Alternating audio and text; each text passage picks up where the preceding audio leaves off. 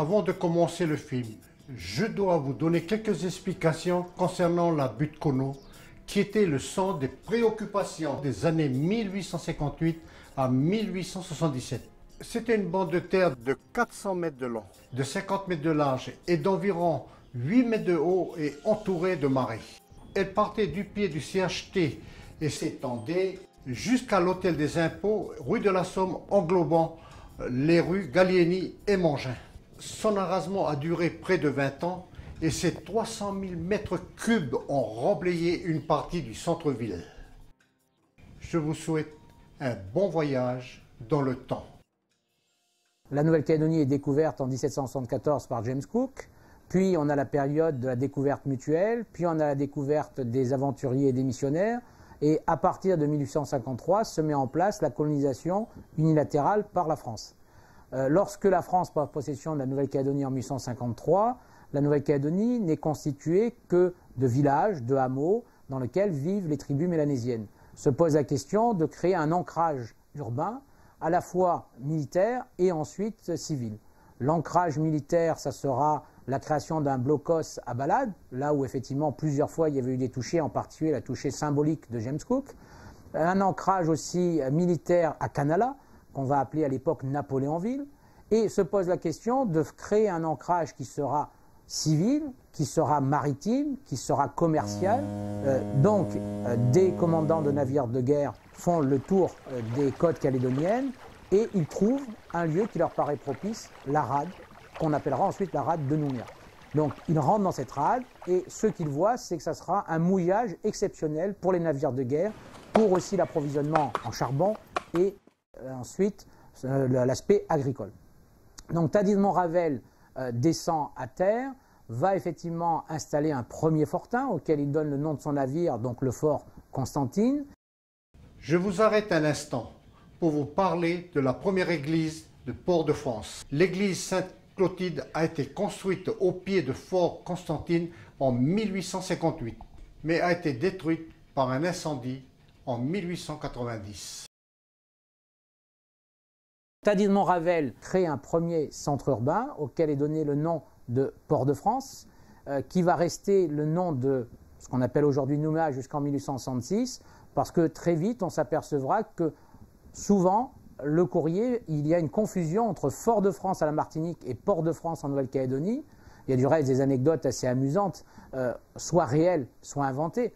L'anecdote inventée la plus connue, c'est celle qui dit que le phare Amédée aurait été envoyé par erreur à Port-de-France et qu'il était destiné à Fort-de-France. Bien sûr, c'est faux, c'est une galéjade, mais ça montre qu'effectivement, il y avait toute une partie de confusion, en particulier au niveau de tout ce qui était courrier. Donc, à partir de 1866, Port-de-France prend le nom de Nouméa.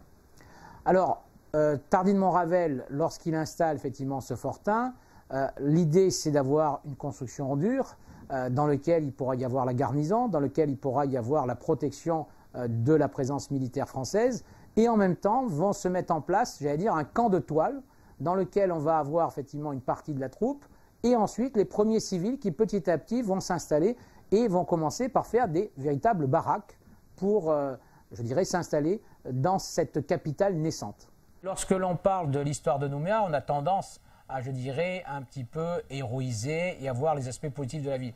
Il est intéressant aussi de se poser la question de tous les problèmes auxquels Nouméa a été confronté au fil du temps. Et on s'aperçoit qu'à chaque génération, finalement, les questions, les problèmes, les interrogations ont été différents. Lorsque Port-de-France, entre 1854 et 1866, naît et crée, les problèmes les plus évidents sont d'abord le manque d'eau, puisque c'est une magnifique rade, mais une magnifique rade donnant sur une presqu'île. Or, cette presqu'île, effectivement, n'a pas de rivière, il y a juste une ou deux sources saumâtres. C'est pour cela, du reste, qu'il n'y avait pas d'installation mélanésienne pérenne sur le site de cette presqu'île, mais il y avait effectivement quelques clans de pêcheurs qui venaient, qui restaient quelque temps et qui ensuite repartaient sur l'arrière-pays de Nouméa. Et on pense évidemment aux rivières de Dimbéa, aux rivières de Païta, à la rivière du Mont-d'Or, c'est-à-dire l'endroit où l'agriculture mélanésienne pouvait se développer de façon la plus complète. Donc ici, dans ce site qui finalement était un site traditionnel pour la pêche, il n'y a quasiment pas d'habitants, donc c'est, je dirais, pratiquement pas de conflit avec le monde mélanésien lors de l'installation de Nouméa en 1854. Et je dirais les premiers développements de la ville se feront, je dirais, sur des terres vierges. Après, lorsque Nouméa va vouloir s'agrandir, va arriver effectivement les problèmes de cohabitation avec le monde kanak. Comme on l'a vu, le premier problème de Nouméa est le manque d'eau, et c'est un problème crucial qui se posera avant-hier, hier, aujourd'hui et peut-être demain.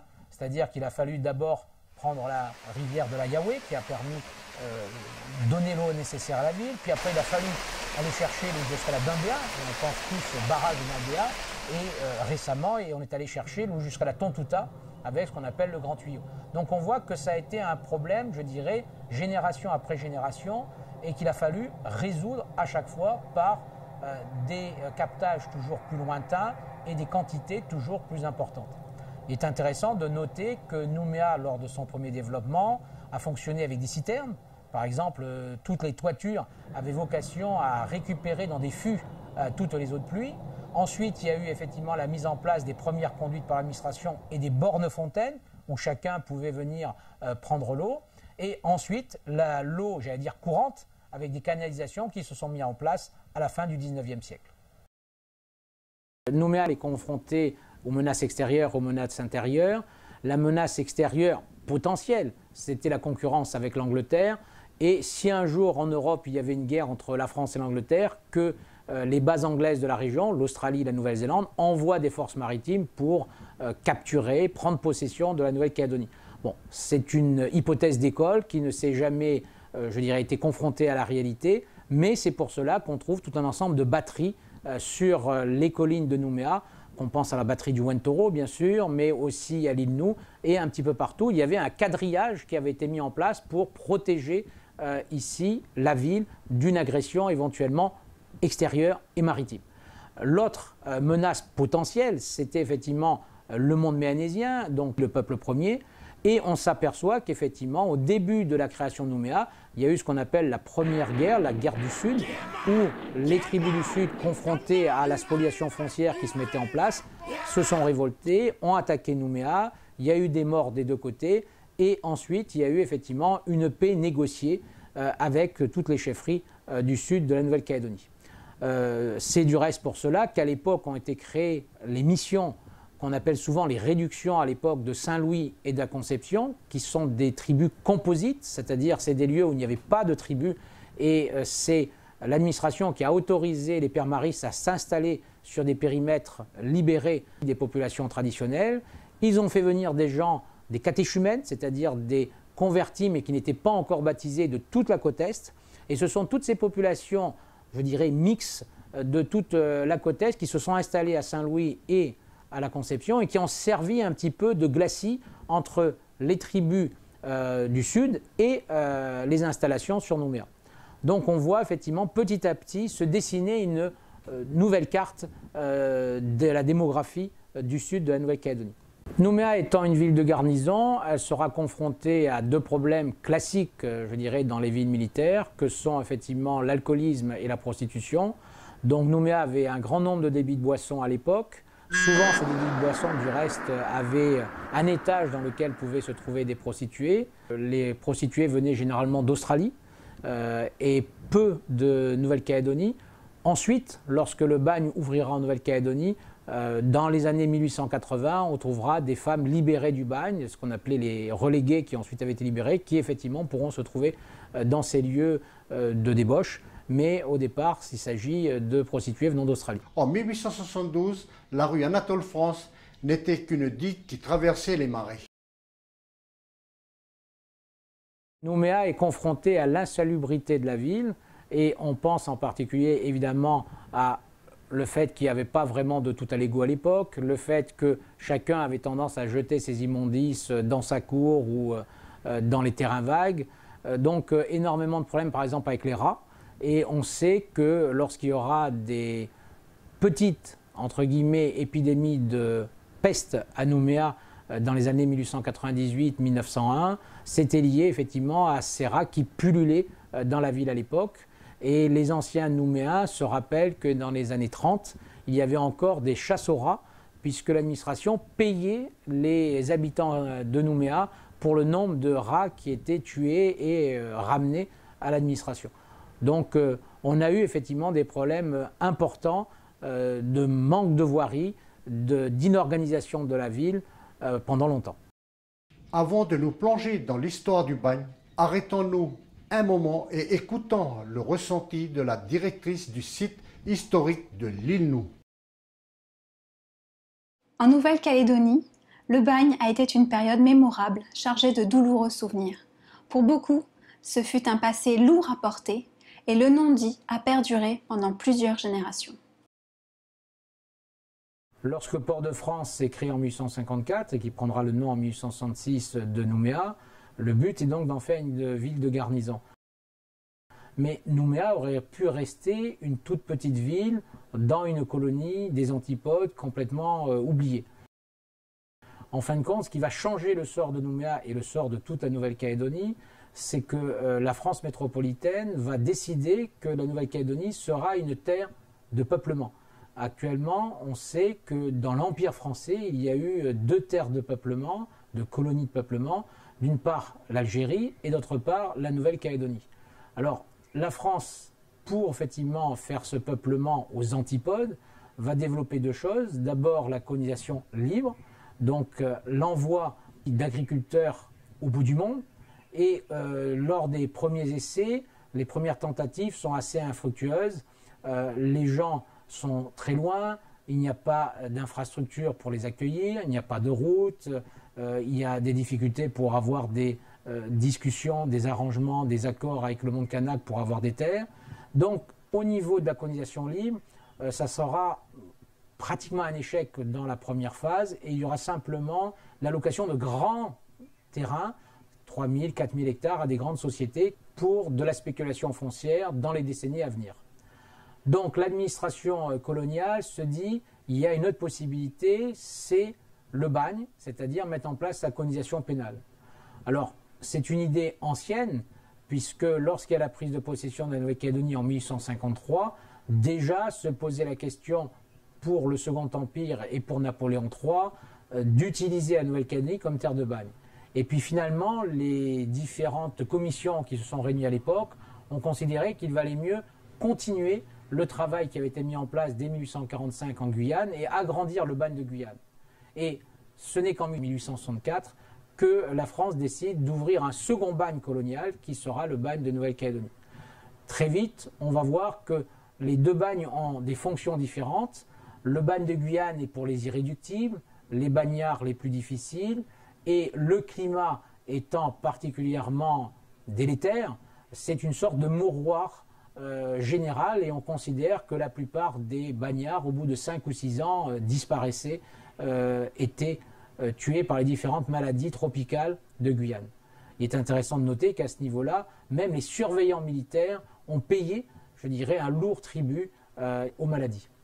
De l'autre côté, il y a la Nouvelle-Calédonie, dont le climat effectivement est beaucoup plus sain, pas de paludisme, pas de grandes maladies infectieuses, où on envoyait les moins mauvais ou les meilleurs bagnards avec l'idée de la réhabilitation par le travail. Donc c'était une idée chère à Napoléon III, et donc l'idée était de voir que les gens d'abord fassent leur peine et apprennent un travail agricole ou un travail artisanal, et ensuite, qu'une fois libérés, on leur confie 5 hectares pour essayer, par le travail agricole, de refaire leur vie. Et pour une certaine stabilité, on leur demandait de rester, au départ pour les transporter, qui sont les bagnards de droit commun, au moins la même période que leur peine. Donc, par exemple, mon arrière-grand-père, Paul-Louis Mariotti, a fait 6 ans aux travaux forcés en Nouvelle-Calédonie, et il a dû rester 6 ans, une fois libre, en Nouvelle-Calédonie, avant de pouvoir éventuellement retourner en métropole. Et il y aura une deuxième, je dirais, sorte de bagnards à partir de 1885, ce sont les relégués. Et là, c'était des gens qui étaient des récidivistes, qui avaient fait 4 ou 5 fois des condamnations en France. Ils étaient envoyés en Nouvelle-Calédonie pour purger leur peine, mais eux avaient l'interdiction à vie de revenir en métropole. Donc vous voyez que le but était vraiment qu'une fois qu'ils avaient, je dirais, payé leur dette à la société, ils restent en Calédonie et ils s'installent définitivement en Nouvelle-Calédonie. Alors, en ce qui concerne effectivement ces deux types de colonisation, que ce soit la colonisation libre ou la colonisation pénale, on voit que dans les deux cas, il faut évidemment passer par la capitale, il faut passer par Nouméa. Alors, Nouméa, à partir de 1864, devient je dirais, un pénitencier pratiquement, puisque l'installation du bagne, ça va être grosso modo la moitié de l'administration, et au moment où il y a encore très peu de civils dans Nouméa, c'est la principale activité de la capitale. Très vite, il faut aussi, je dirais, séparer le bon grain de l'ivraie, c'est-à-dire que les bagnards sont envoyés à Linnou, qu'on appelle aujourd'hui Nouville, puisqu'il y a un pont qui relie cette île donc à la presqu'île de Nouméa. Et dans cette île, qu'on appelle aussi l'île de l'oubli, on parle de ceux d'en face, on a ce pénitencier dont sortent les bagnards tous les jours en prenant une pétrolette pour venir sur Nouméa travailler pour faire des corvées et en particulier pour créer les bâtiments en pierre de Nouméa. On pense à tous les bâtiments en pierre de l'administration pénitentiaire, on pense à la cathédrale, on pense au temple, ce qu'on appelle le vieux temple de Nouméa. Donc les routes, bien entendu, toutes les infrastructures de la ville vont être mises en place par le bagne. Et si on regarde bien, on s'aperçoit que dans la deuxième moitié du 19e siècle, si Nouméa se développe, c'est d'une part parce que la France veut en faire une colonie de peuplement, donc elle envoie effectivement des personnes pour s'installer, et en même temps elle ouvre le bagne qui se veut à la fois un auxiliaire du développement agricole et en même temps de faire travailler des bagnards une fois libérés à ce développement agricole, ce qui fait que Nouméa n'est pas simplement une petite ville coloniale dans une colonie de traite, une colonie, je dirais, de plantation, mais Nouméa est aussi la tête de pont d'une colonie de peuplement.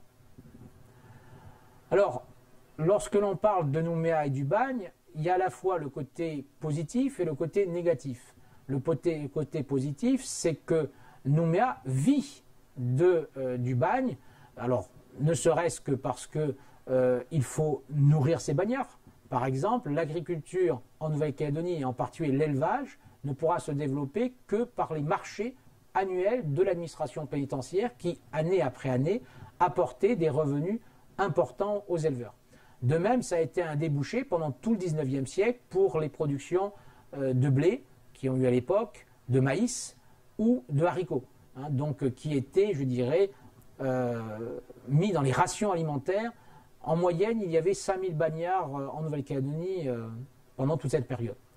Le bagne a aussi permis de travailler pour l'artisanat. Par exemple, il y avait des ateliers centraux du bagne à Nouville, dans lesquels, effectivement, étaient faits aussi bien des chaises, des armoires, des meubles, tout un ensemble d'objets dont avait besoin la capitale de cette colonie naissante. Le bagne, c'est aussi les garçons de famille. C'est-à-dire que la plupart des membres de la bourgeoisie nouméenne avaient des domestiques issus du bagne. Et il y a des anecdotes savoureuses sur le fait que, par exemple, tel bagnard qui était nounou des enfants d'une famille avait été lié à un meurtre, ou que tel bagnard devenu cuisinier d'une famille avait éventuellement empoisonné des membres de sa famille. Chaque fois qu'on parle de l'histoire de la Calédonie, on parle automatiquement de la capitale Nouméa. Et par exemple, lorsque l'on parle du bagne, il est évident que à la fois Nouméa comprend le principal centre pénitentiaire, avec effectivement Linnou, mais aussi des annexes, par exemple sur Ducos, sur Nimbo. Et donc Nouméa est intimement lié au développement du bagne, même s'il y a des camps ailleurs qu'à Nouméa, que ce soit à La Foix, que ce soit à Bourail, que ce soit à Ouégoua, que ce soit à Canala. Mais la tête du bagne, l'administration pénitentiaire, le directeur de l'administration pénitentiaire, tous les services comptables sont à Nouméa et tout est géré à partir de Nouméa. Donc à l'époque, du reste, on disait que l'administration pénitentiaire était un État dans l'État, pour paraphraser un peu la phrase de Richelieu sur les protestants au XVIIe siècle. Et on a cet aspect-là, c'est-à-dire que l'administration pénale est, je dirais, un des moteurs clés du développement de Nouméa. Et lorsque l'on parle du bagne, bien entendu, il faut parler du travail des bagnards. Les bagnards ont été utilisés par l'administration pour les remblaiements des marais. On pense à l'arasement de la butte Conneau. On pense effectivement à la construction des routes et à tous les travaux d'infrastructure de la ville. Mais il ne faut pas oublier, donc, d'une part, les aussi bagnards qui étaient affectés aux familles, les fameux garçons de famille, et aussi les bagnards qui ont travaillé pour les entrepreneurs privés. Alors c'est John Higginson, le grand homme d'affaires du 19e siècle, qui a initié cette pratique, que l'on a appelée souvent les contrats de chair humaine, c'est-à-dire d'acheter à l'administration pénitentiaire la force de travail des bagnards en disant voilà, je vais vous prendre 200 bagnards pour 1 mois, 2 mois, 3 mois, je donne une indemnité à l'administration pénitentiaire pour cela et ils vont travailler sur les mines pour développer l'économie calédonienne. Très vite, comme John Higginson était un des actionnaires de la SLN, la société de nickel créée en 1880, que John Higginson, ayant des difficultés dans d'autres de ses affaires, revend petit à petit ses actions de la SLN à la famille Rothschild et à des capitalistes français, il va sortir de la SLN, mais comme il a toujours ses contrats de chair humaine, il va les vendre à la SLN. Et c'est pour ça qu'ensuite, la SLN, pendant tout le 19e siècle, sera le principal engagiste de bagnards, sachant que d'autres entreprises, comme Lucien Bernem et d'autres, eux aussi, vont bénéficier de ces contrats, dans lesquels les bagnards, bien entendu, n'avaient rien à dire, mais qu'ils appréciaient souvent parce que ça leur permettait de sortir du pénitencier, sortir des structures où ils étaient enfermés, pour aller dans des camps de toile sur les massifs miniers, où il y avait quand même plus de liberté, plus de travail, un travail plus dur, mais en même temps une liberté accrue. Le problème du bagne à Nouméa, ça a été l'insécurité. Alors il y a l'insécurité vécue et la peur. C'est-à-dire qu'il y a le potentiel d'être agressé aussi bien la journée que la nuit, dans son domicile, dans ses activités. Donc il y a une sorte, j'allais dire à la fois de psychose qui s'installe et en même temps une appréhension de l'autre qui est effectivement liée à cette peur. Le bagne à Nouméa, c'est aussi ce qu'on appelait la camelote. C'est-à-dire que les bagnards, le soir, fabriquaient des objets, allaient sculpter des coquillages, allaient sculpter du bois. Et tous ces petits objets, ils essayaient de les vendre donc aux surveillants militaires, qui souvent du reste en faisaient un trafic, mais aussi tous ces petits objets étaient vendus aux Nouméens, en particulier aux fonctionnaires, qui les ramenaient en métropole. Aujourd'hui, ça permet d'avoir de magnifiques objets qui ont été sculptés patiemment, temps après temps, par les bagnards. Lorsque l'on parle du bagne à Nouméa, puisque le bagne ouvre en 1864, que le dernier arrivé, le dernier convoi, c'est en 1897, que finalement la fermeture du bagne se fait progressivement, jusque, disons, dans les années 1930.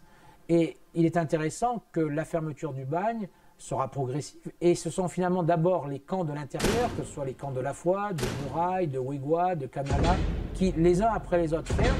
Et finalement, les gens se retrouvent sur Nouméa et petit à petit se concentrent sur l'île Nou.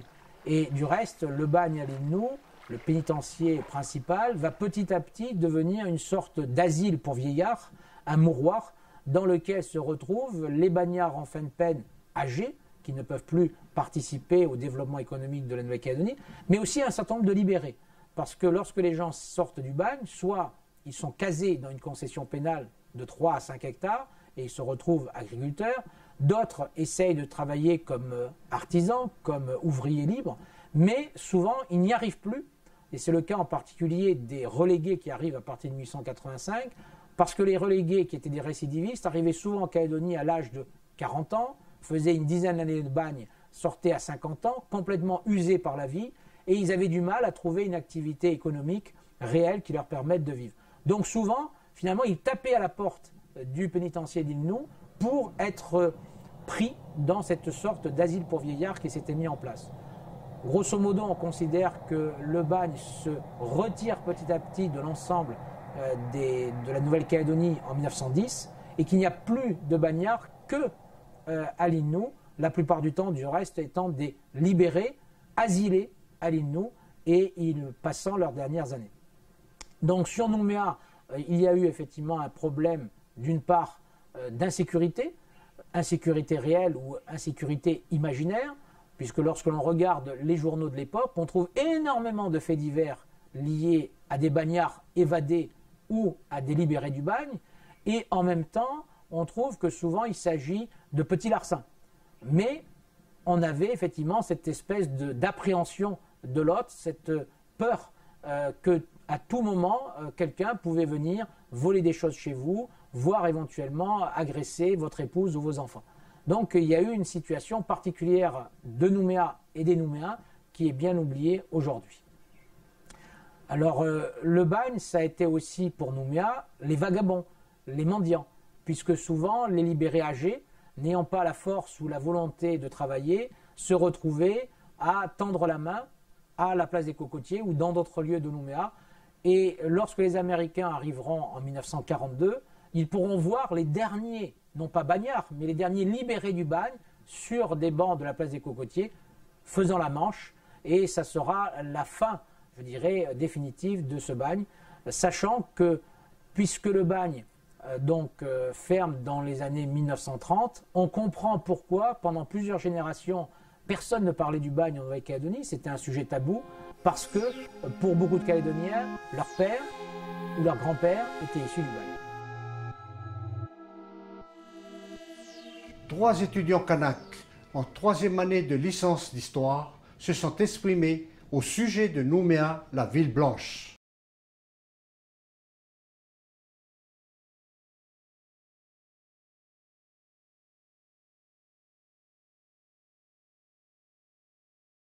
Et, à ce qui paraît, Nouméa autrefois était une ville blanche. Oui, c'est vrai. Au début du XXe siècle, on instaure un couvre-feu dans la ville de Nouméa, obligeant les Kanaks à quitter la ville le soir. C'est injuste de voir ça. Ah, je comprends mieux les raisons des guerres du Sud du XVIIIe siècle, avec des populations kanaks spoliées de leurs terres et cantonnées dans des réserves.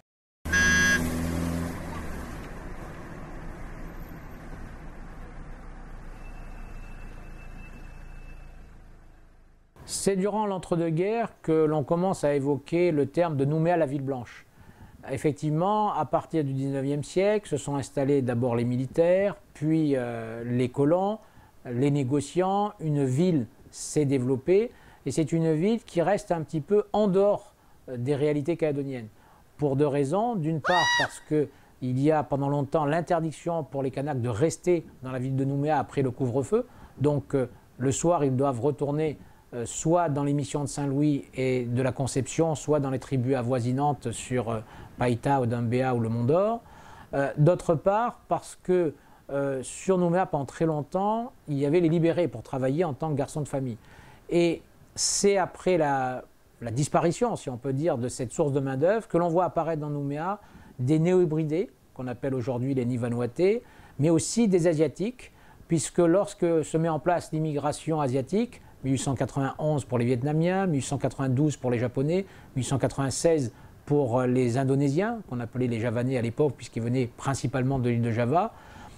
Ils étaient embauchés en Nouvelle-Calédonie pour aller travailler avant tout sur mine, mais il y avait une sorte de ratio de 1 femme ou 2 femmes pour 10 hommes.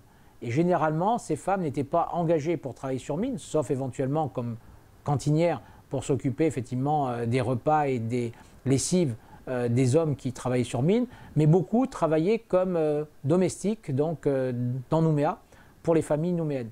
Donc il y avait dans Nouméa énormément de nounous, de gouvernantes, de femmes des ménages, je dirais un petit peu de toutes les couleurs ici de la région Asie-Pacifique. Donc Nouméa était à la fois une ville blanche, en même temps une ville dans laquelle il y avait un petit peu l'ensemble des communautés, sachant que le monde kanak était refoulé ou était cantonné aux alentours de la ville de Nouméa. Lorsqu'on arrive à ce qu'on appelle l'entre-deux-guerres, donc la vie de Nouméa entre 1900 et, disons, l'arrivée des Américains en 1942, on part de la Belle au bois dormant, comme pour la Nouvelle-Calédonie, c'est-à-dire une ville qui somnole un petit peu, qui a un développement lent, parce que effectivement le bagne s'est arrêté, parce que l'agriculture fonctionne mal, et se pose la question de comment vivent les Nouméens et dans quelles conditions. Alors il y a à la fois la vie, je dirais, habituelle, mais il y a aussi les problèmes liés à cette période. Alors les problèmes sont avant tout des problèmes d'insalubrité, c'est-à-dire que Nouméa reste mal organisé au niveau de la voirie. Alors on pense à l'électricité qui n'arrivera qu'en 1932 sur Nouméa. On pense aux tinettes, les fameuses tinettes officiellement mises en place en 1937 et qui ne disparaîtront qu'en 1982.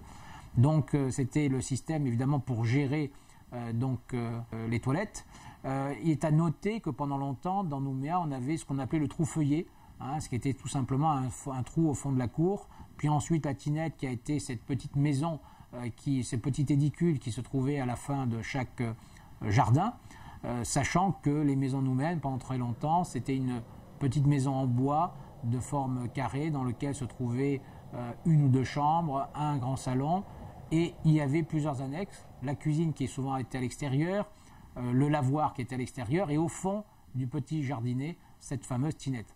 Donc on voit que la ville, je dirais, à la fois, comme elle était au tropique, qu'elle était dans un milieu tropical agréable, était rieuse et charmante, mais en même temps que des problèmes persistaient. Alors, au niveau ensuite de la vie dans la ville de Nouméa, puisque le bagne a généré tout un ensemble de libérés du bagne, pendant toute la première moitié du XXe siècle, ces libérés vagabondent sur Nouméa et il y a beaucoup de mendiants, beaucoup de personnes en difficulté. Au point de vue économique, heureusement que va se mettre en place l'industrie du nickel qui va donner du travail aux Nouméens et qui va permettre que la ville ne soit pas complètement léthargique, mais elle va être confrontée à la crise mondiale de 1929, le fameux jeudi noir de la bourse de New York, qui finalement va toucher la France dans les années 1930-1931, va toucher la Nouvelle-Calédonie en 1931-1932, parce qu'il y aura un effondrement mondial de la demande de nickel et donc une crise minière, une crise métallurgique en Nouvelle-Calédonie. Ex-secrétaire de direction à la Société Le Nickel, Madame Martin dévoile avec nostalgie un passé qu'elle a bien connu où régnaient l'amitié, la solidarité et la conscience professionnelle. À cette époque, malgré l'effectif important que comptait la société, on pouvait remarquer qu'il régnait une très bonne ambiance entre les différentes catégories de personnel. La hiérarchie était également respectée et les ouvriers savaient unir leurs efforts en cas de problème pour remédier aux pannes et permettre ainsi aux installations de pouvoir redémarrer au plus vite. La solidarité n'était pas un vain mot.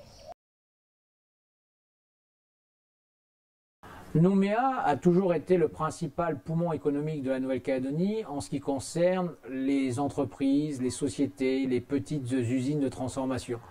Dès le 19e siècle, dès que la ville se met en place, se pose la question, je dirais, de pouvoir par exemple réparer des navires, de pouvoir construire les habitations en bois, de pouvoir transformer les produits agricoles calédoniens. Donc il y a tout un ensemble à un moment donné d'usines de conserve alimentaires. D'autres moments, c'est comment transformer le maïs ou le blé en farine, puis ensuite en pain.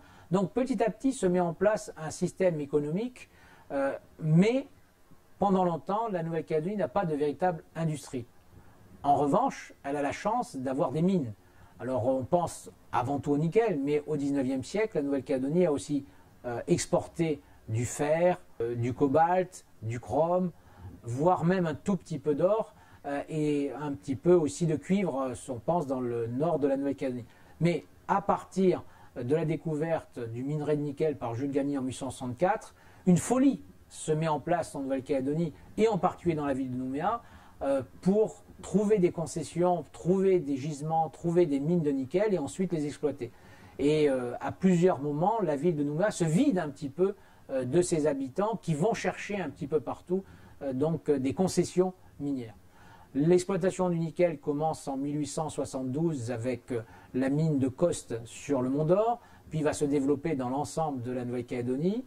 Et du reste, au XIXe siècle, le principal port de Nouvelle-Calédonie au point de vue du commerce, du négoce et de l'exportation, ce n'est pas Nouméa, c'est Thiaux, puisque Thiaux est basé sur un des principaux, un des plus riches gisements de minerai de nickel.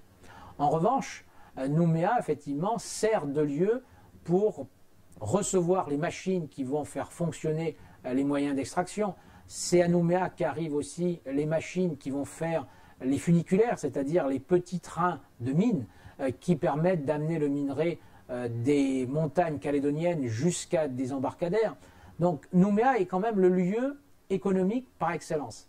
Et Nouméa va devenir aussi une puissance industrielle à partir de 1909-1910, puisqu'en 1909, donc, la maison Ballande signe avec la ville de Nouméa un accord pour mettre en place une usine de nickel qui va se situer à la pointe d'Oniambo.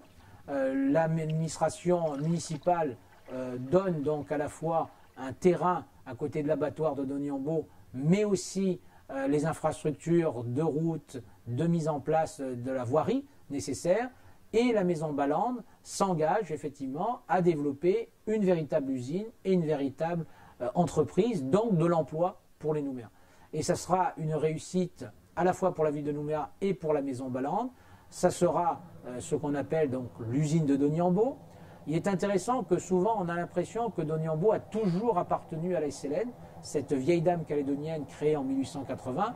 Non, Doniambo était d'abord un des fleurons de la maison Ballande qui s'installe en Nouvelle-Calédonie dès 1859 et qui a ses grands magasins Ballande donc à la rue de l'Alma dès 1885. Et Doniambo donc appartient à la société Ballande de sa création en 1910 jusqu'en 1931. En 1931, Ballande et la SLN se mettent ensemble pour créer une seule société qui s'appelle Calédonickel, dans lequel à la fois les gisements de minerais de la SLN et de Ballande et l'usine de Doniambo sont mis en commun.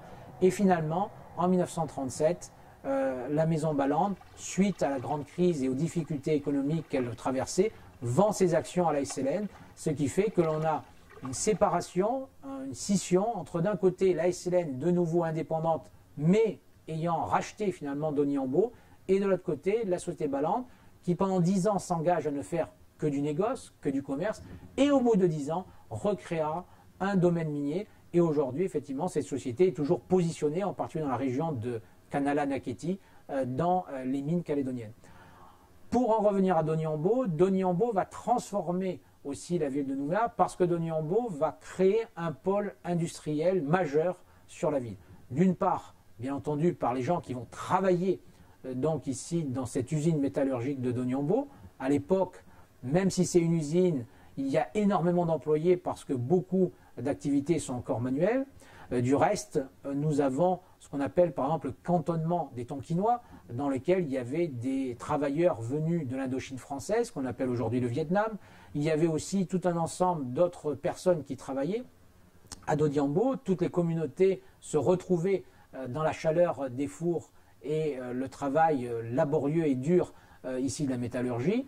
Et à côté de l'usine, il y a bien entendu, j'allais dire ce qu'on appellerait aujourd'hui les sous-traitants, toutes les sociétés qui apportent qui le bois dont va avoir besoin Doniambo, qui éventuellement la houille, c'est lorsqu'on a les charbonnages de Moindou par exemple, où il y a, je dirais, cette extraction de houille à Moindou qui va être livrée à la maison Ballande Doniambo, mais c'est aussi, bien entendu, tous les sous-traitants liés à tous les objets qui servent à faire fonctionner l'usine, et bien entendu, nourrir toute cette population ouvrière de Doniambo. Il eût été dommage de traiter le chapitre des Américains en Nouvelle-Calédonie sans l'avis d'un passionné de cette période. Le spectacle que nous a offert l'arrivée des troupes américaines en Nouvelle-Calédonie a été pour nous, jeunes Calédoniens et même les anciens, fabuleux, parce que du jour au lendemain, des milliers de soldats arrivaient avec leurs moyens connus et qui nous ont permis de découvrir la célèbre Jeep, véhicule sans pareil. Lorsqu'on évoque la ville de Nouméa, on ne peut pas évidemment faire l'impasse sur la période américaine qui a été considérée à la fois comme l'âge d'or de Nouméa et l'âge d'or de la Nouvelle-Calédonie.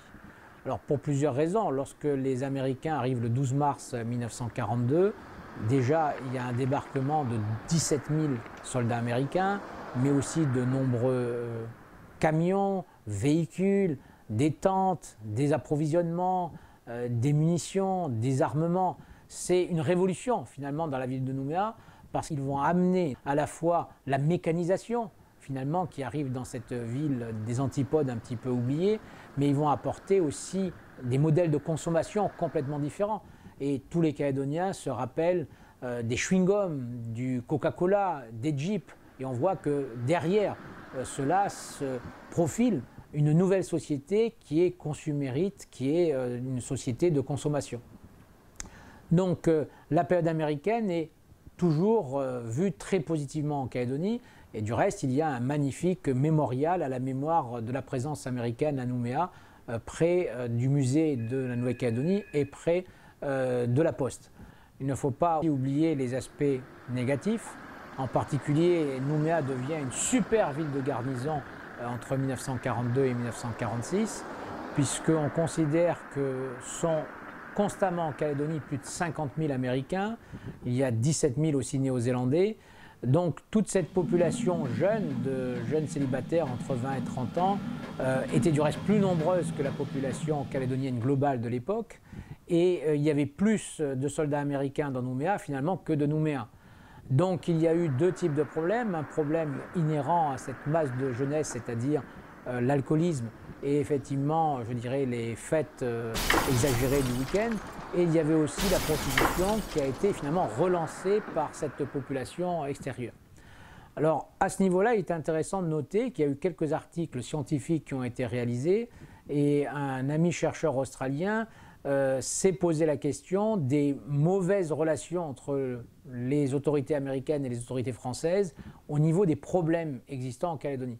Je pense qu'il a exagéré les frictions qu'il peut y avoir entre les deux administrations, mais effectivement, la gendarmerie française, la police française demandait des comptes aux forces américaines chaque fois qu'il y avait un problème finalement d'alcoolisme, de bataille, de conflit.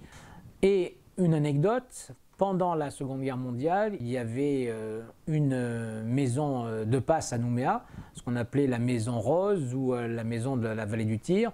Et les forces américaines ont demandé à un moment donné à l'administration française qu'il y ait l'ouverture d'une deuxième maison close qui soit réservée aux Noirs américains, puisque la période effectivement de la ségrégation n'était malheureusement pas achevée aux États-Unis.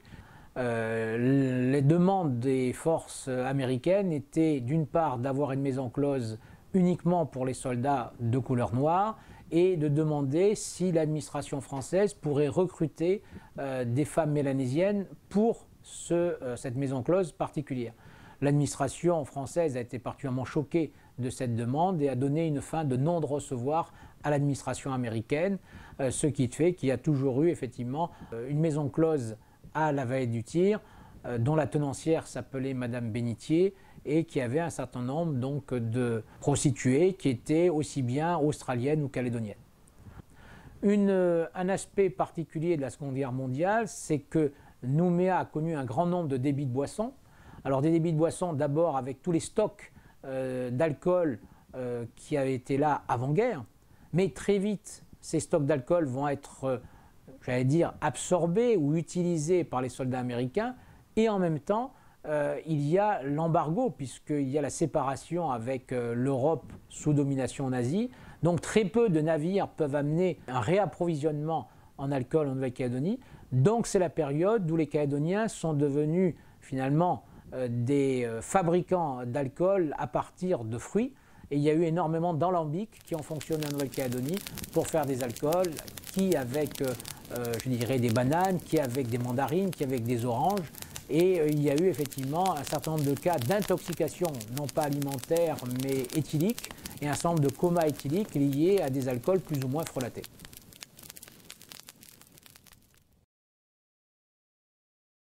Avec la fin de la Seconde Guerre mondiale, on entre donc dans l'époque contemporaine. Nouméa va énormément changer à partir de ce moment-là, pour plusieurs raisons. D'abord, suite au passage des Américains, ils ont laissé énormément d'objets, de véhicules, de moteurs, de bâtiments en bois. On pense évidemment au bâtiment qui était le QG de l'armée américaine, qui est devenu ensuite pendant très longtemps la CPS, la Commission du Pacifique Sud. On pense aussi aux demi-lunes que l'on trouvait dans l'ensemble des quartiers de Nouméa et qui aujourd'hui permettent d'abriter un musée de la Seconde Guerre mondiale. Donc la fin de la guerre est une période faste, une période de prospérité. Et le meilleur exemple, c'est que la banque non pas centrale, mais la Banque de l'Indochine à Nouméa renfermait dans ses coffres plus de dollars que la Banque de France à l'époque, ce qui explique qu'il y a eu la création en 1949 du franc CFP, puisqu'il y a eu un arrangement, la Calédonie acceptant de donner ces grandes quantités de dollars américains à la Banque de France contre le fait de garder une assurance d'avoir une monnaie stable et forte. Donc la Nouvelle-Calédonie continue à avoir une période de prospérité, donc bien sûr Nouméa, dans les années 1946, 1950, 1955. Et puis c'est une période où dans le monde à la fois tout fonctionne, mais le nickel n'est pas trop demandé et l'économie calédonienne s'enferme, se ralentit. Et il faut attendre les années 1968-1972 pour qu'il y ait le fameux boom du nickel qui va amener de nouvelles mutations, de nouvelles évolutions sur Nouméa. Et tout cela fait qu'il y a à peu près 30 000 personnes qui vont arriver en Calédonie. Donc ces 30 000 personnes transitent par Nouméa. Il y avait un manque d'infrastructures, un manque d'habitation vis-à-vis de cette arrivée rapide, inattendue et forte de population. Et donc des plans ont été mis en place pour développer la ville de Nouméa et c'est là que petit à petit Nouméa sort, j'allais dire un petit peu du centre-ville pour mettre en place des grands quartiers comme Rivière-Salée, comme Magenta, comme Lansvata. Lansvata, pendant longtemps, il n'y avait pratiquement personne, il y avait simplement quelques, je dirais, presque résidences secondaires. Et là, d'un seul coup, tous ces quartiers deviennent part intégrante de la ville de Nouméa. Nouméa s'étend aussi bien au sud vers les quartiers résidentiels qu'au nord vers les quartiers industriels et les quartiers populaires. Et petit à petit, en partie au centre-ville, les maisons, qu'elles soient en bois ou en dur art déco des années 30, vont laisser la place à des immeubles toujours plus grands, toujours plus hauts, toujours plus imposants, toujours plus importants. Donc on a une sorte d'euphorie de la ville de Nouméa et de la Nouvelle-Calédonie. Cette euphorie retombe dans les années 1974-1975 et Nouméa continue à se développer et comme vous pouvez le voir, il y a des hauts et des bas ainsi que l'économie calédonienne. Va arriver les événements politiques entre 1981 et 1988. Nouméa sera presque épargné par ces problèmes, mais il y aura quand même à un certain moment des couvre-feux, il y aura des manifestations, des contre-manifestations, donc il y aura de l'agitation politique et sociale dans la ville, mais grosso modo, la ville a été préservée. Les événements, en particulier avec des maisons brûlées, avec des heurts entre les populations, intervenant surtout en brousse et plus particulièrement sur la côte est. À la sortie des événements politiques, Nouméa est dans l'attente. Que va-t-il se passer? Il va y avoir, à la suite de l'accord de Matignon-Oudinot, plusieurs politiques mises en place pour que la Nouvelle-Calédonie et donc Nouméa reprennent de la vigueur et du dynamisme. Il y aura donc le rééquilibrage mis en place entre les provinces. Il y aura effectivement tout un ensemble d'aides de l'État français pour que l'économie redémarre. Et la Nouvelle-Calédonie, donc Nouméa, rentre dans une nouvelle période de prospérité. Les cours du nickel sur le plan mondial sont convenables, donc on va passer petit à petit d'une usine qui est donc à Doniambo à la sortie de la ville de Nouméa à 3 usines, puisqu'il y en a une qui se met en place dans le nord et une qui se met en place dans le sud. Tout cela, évidemment, implique du travail pour les Nouméens, des importations, des fabrications, de la consommation. Donc Nouméa vit une période un petit peu faste et on pense à des constructions qui arrivent à cette époque-là, la plus symbolique étant la création à l'extérieur de Nouméa du Médipôle, mais réalisée par des entreprises et par des ouvriers employés venant de la ville de Nouméa. Et donc Nouméa devient la belle ville que nous connaissons aujourd'hui et certains, en particulier des géographes, ont pu parler de comparaison entre Nouméa et Nice, Nouméa ville marina, Nouméa ville touristique, même s'il y a peu de touristes, mais il y a effectivement toutes les infrastructures nécessaires pour en faire une ville où il fait bon vivre.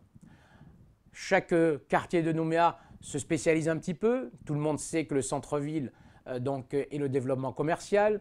Ensuite, que les quartiers sud, c'est plutôt l'aspect touristique et marina. Les quartiers nord, c'est plutôt l'aspect industriel. On pense à Ducos et les grands ensembles. Donc petit à petit, une nouvelle géographie de la ville de Nouméa se met en place. Alors, Nouméa, comme hier, comme demain, a un certain nombre de problèmes. Il y a un problème récurrent Nous l'avons déjà vu lorsque nous parlions des bagnards ou des libérés du bagne. Nous l'avons vu lorsque nous avons parlé des soldats américains qui attendaient à Nouméa avant de partir au front. Aujourd'hui, on a toujours un problème d'alcoolisme sur Nouméa et sur la Nouvelle-Calédonie. Ce problème est malheureusement grave puisqu'il entraîne un certain nombre de morts, que ce soit sur la route ou effectivement par des violences entre les personnes. Donc Nouméa doit toujours relever des défis. Actuellement, le défi de l'alcoolisme reste le défi majeur avec les incivilités et parfois de la petite délinquance. Beaucoup de gens ont laissé leur vie pour construire le pays. Des femmes et des hommes se sont sacrifiés pour que nous puissions vivre en liberté. Nous avons tous un devoir, c'est de ne pas les oublier pour que vive le respect, la solidarité et l'amour dans ce beau pays qui nous ont légué. Les graffitis qui souillent nos murs et nos monuments sont une injure faite à tous nos bâtisseurs qui, pierre après pierre, ont construit notre pays.